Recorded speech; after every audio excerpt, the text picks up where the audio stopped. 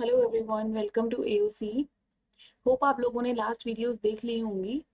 आज का जो टॉपिक है वो 1857 की क्रांति है, जो भारत का पहला स्वतंत्रता संग्राम कहा जाता है। वो क्यों कहा जाता है इसके बारे में पढ़ेंगे। विद्रोह के कारण क्या थे। देखो, कोई भी लड़ाई एक ही बारी एक ही किसी टॉपिक पे नहीं छिड़ती है जो इतना बड़ा रूप ले ले। धीरे धीरे अंग्रेजों की नीतियों से भारत का हर एक वर्ग प्रभावित था, जो विद्रोह में उतरा। ठीक है, उसके बाद इस विद्रोह के परिणाम क्या क्या थे वो सब इस वीडियो में डिस्कस करेंगे। तो स्टार्ट कर लेते हैं वीडियो को। जो जो पॉइंट्स इसमें इंक्लूडेड हैं वो क्रांति के कारण, इनके नेता, क्रांति शुरुआत कहाँ से हुई, असफल कैसे हुई और इसके परिणाम लास्ट में भारत पे क्या पड़े। ठीक है, तो अभी स्टार्ट करते हैं कि विद्रोह के मुख्य कारण क्या थे। बहुत सारे कारण थे, जैसे कि राजनीतिक कारण। राजनीतिक कारण में अंग्रेजों ने धीरे धीरे, जैसे ईस्ट इंडिया कंपनी भारत में व्यापार करने के उद्देश्य से आई थी, लेकिन धीरे धीरे उन्होंने बंगाल, बिहार, उड़ीसा, उसके बाद मराठा, मतलब अपना मद्रास का एरिया, हैदराबाद, पंजाब, इन सब एरियाओं पे राज करना शुरू कर दिया, पॉलिटिकल इंटरफेरेंस शुरू कर दिया। तो उन्होंने कुछ ऐसी नीतियां अपनाई जो भारतीयों की हक के खिलाफ थी, जैसे कि 1848 की डलहौजी की हड़प नीति। इस नीति में क्या था कि जो भी राजा नहीं रहा उसका पुत्र उसका शासक बनेगा, लेकिन अगर उसका कोई पुत्र नहीं है या फिर उसने पुत्र को किसी गोद लिया है तो वो राज्य उस शासक के हाथ से लेकर ब्रिटिश राज में मिला लिया जाएगा। तो इसमें उसने झांसी का राज्य मिला लिया, कानपुर के नाना साहब को भी पेंशन के नाम पे उनका शासन ले लिया और बाद में पेंशन भी बंद कर दी। तो ऐसे ऐसे काफी सारे राज्यों को उन्होंने अपने राज्य में मिला लिया। उसके बाद पेंशन का अंत कर दिया, फिर विलंजनी की सहायक संधि आई। उसके बाद राजनीतिक हस्तक्षेप कंपनी कर ही रही थी।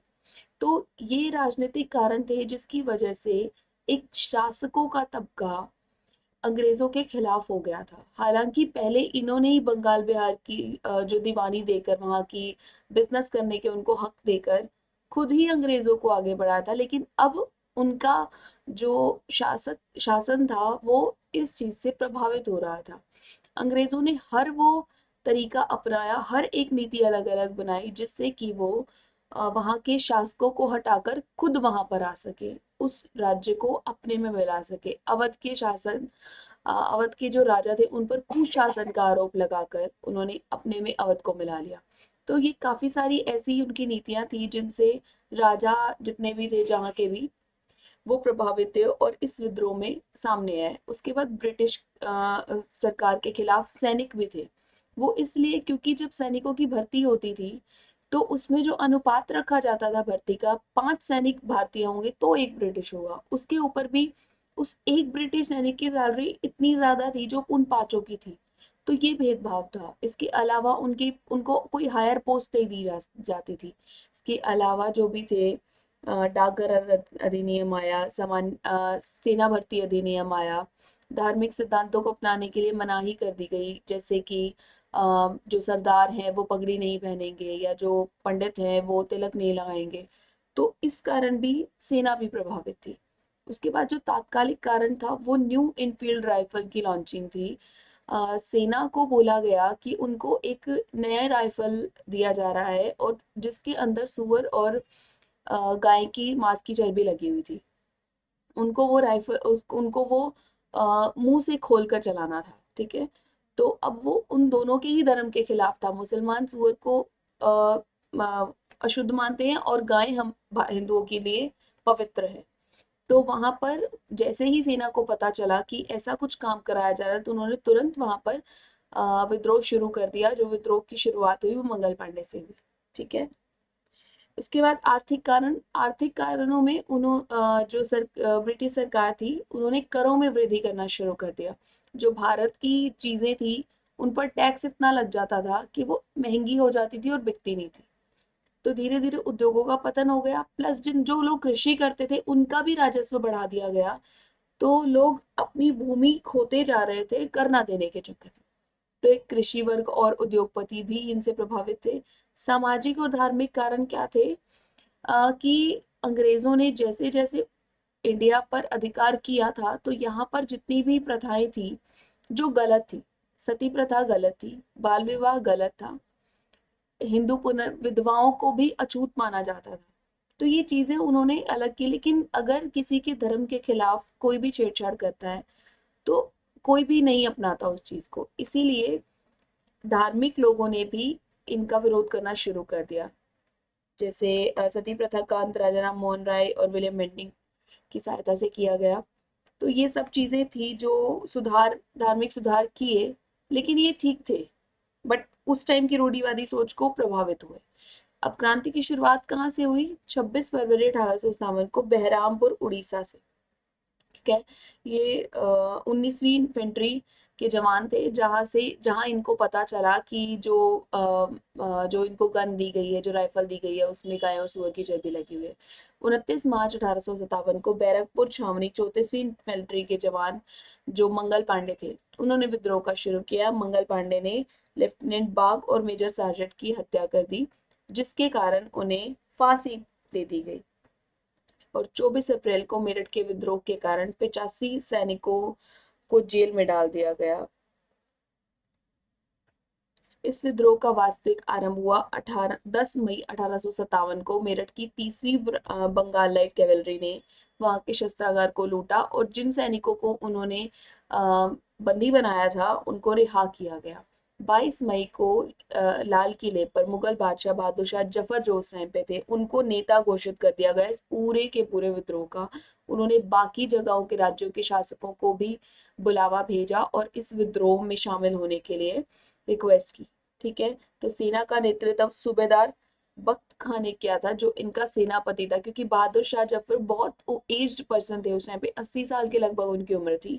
तो उस वक्त नेतृत्व इन्होंने किया था। इस क्रांति का मेन केंद्र थे ये, क्योंकि साउथ पोर्शन और अपर पोर्शन, मतलब नॉर्थ वाला और साउथ वाला, इन्होंने पार्ट नहीं लिया था। जो सेंटर था वो दिल्ली था। इसके अलावा दिल्ली जो क्रांति का केंद्र था, यहाँ से नेतृत्व करे थे बहादुर शाह जफर। मेरठ से कदम सिंह, बरेली से खान बहादुर खान, लखनऊ से बेगम हजरत महल, कानपुर से नाना साहब, इलाहाबाद से लियाकत अली, ग्वालियर से तात्या टोपे, जिनका नाम रामचंद्र पांडुरंग भी है। ठीक है, बैरकपुर से मंगल पांडे और झांसी से रानी लक्ष्मीबाई, जिनका बचपन का नाम मणिकर्णिका था। इसके अलावा शामिल शासक, मतलब ये क्यों शामिल हुए वो रीजन, लखनऊ से बेगम हजरत महल क्यों आई, उनके जो नवाब थे, उनके राजा नवाब वाजिद अली खां, इन पर कुशासन का आरोप लगाया गया। लखनऊ अवध की राजधानी है, तो वहां से उनको हटाकर अवध को खुद अपने राज्य में मिला लिया ब्रिटिश सरकार ने। इनके पुत्र विजिस कादर उस टाइम पर अल्पायु के थे। ठीक है, अब आते हैं कानपुर से नाना साहब। ये क्यों आए कानपुर? ये जो नाना साहब थे वो पेशवा बाजीराव के दत्तक पुत्र थे, मतलब सौतेले गोद लिए हुए पुत्र थे। तो इनका एक अन्य नाम बाजीराव द्वितीय या फिर धोंदू पंत भी है, ये भी इंपॉर्टेंट है, आ जाता है। 1851 में जब बाजीराव की मृत्यु हुई तो अंग्रेजी सरकार ने नाना साहब को पेंशन देकर निकाल दिया और कानपुर को अपने राज्य में मिला लिया। उसके बाद पेंशन भी बंद कर दी, इसीलिए ये भी गुस्सा थे और विद्रोह में शामिल हुए। जगदीशपुर के आरा से कुंवर सिंह बिहार में है। झांसी से रानी लक्ष्मीबाई, ये क्यों आई? गंगाधर राव की मृत्यु के बाद उनका एक गोद लिया हुआ पुत्र था दामोदर, उसको भी राजा ना बनाकर झांसी पर अधिकार कर लिया ब्रिटिश सरकार ने। डॉक्ट्रिन ऑफ लैप्स जो हड़प नीति थी डलहौजी की, ये सारे राज्य उस नीति के अंडर ही शामिल किए गए थे ब्रिटिश राज में। उसके बाद बागपत से शामल, शामल कोई शासक नहीं थे, ये एक वहां से नेतृत्व कर रहे थे सेना का, दिल्ली के पास है ये बागपत। फैजाबाद से मौलवी अहमदुल्ला। ठीक है, इसके बाद चलते हैं अंग्रेजों ने क्या किया। अब भारतीयों ने तो कर दिया अपना जो भी अटैक करना था, अब अंग्रेजों ने इसके विरुद्ध क्या किया और विद्रोह को कैसे दबाया। 20 सितंबर 1857 को अंग्रेजों का जॉन निकोलसन मारा गया। तो इस केस में बहादुर शाह जफर पर मुकदमा चला और उनको रंगून जेल भेज दिया गया। 1862 में उसकी वहीं पर मृत्यु हो गई। तो यहाँ पर ये दिल्ली को शांत कर दिया अंग्रेजों ने। कानपुर में कौन था जो दमन कर रहा था अंग्रेजों की तरफ से, जो विद्रोह को दबाने की कोशिश कर रहा था? वो कॉलिन कैंपबेल था। इन्होंने विद्रोह किया, वहां विद्रोह को दमन किया। 1859 में नेपाल चला गया कानपुर के नाना साहब, ठीक है, और उनके सेनापति तात्या टोपे भी झांसी चले गए रानी लक्ष्मीबाई की मदद करने, ठीक है। बरेली से खान बहादुर खां को फांसी दे दी गई। और दमन किसने किया था? कॉलिन कैंपबेल ने 1859 में ही बरेली को वापस से ब्रिटिश राज में मिला लिया गया, ठीक है। उसके बाद झांसी से थी 18 जून 1858 को ह्यू ग्रोज ने झांसी की रानी को मार दिया और तात्या टोपे भागकर जंगलों में चला गया, वहां के आदिवासियों के साथ मिलकर युद्ध को जारी रखा और फाइनली राजस्थान से वापस इंडिया में कदम रखा और 1859 में ये शहीद हो गए।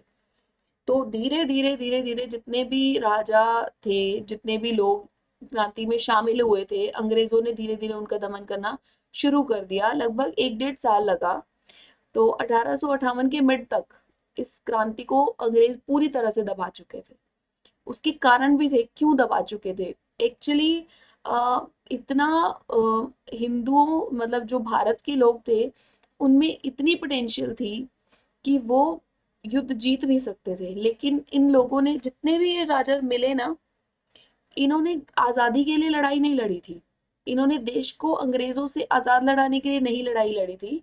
इन्होंने लड़ाई लड़ी थी क्योंकि इनके खुद के अधिकार उनकी नीतियों से प्रभावित थे, खुद के अधिकारों को वापस लेने के लिए। असफलता का एक मेन कारण ये भी था कि अगर उद्देश्य इस लड़ाई का आजादी हासिल करना होता तो आजादी हमें 1947 के बजाय 1857 में मिल गई होती। दूसरा एक कारण असफलता का इस क्रांति का ये भी था कि पूरा का पूरा भारत एकजुट नहीं हुआ।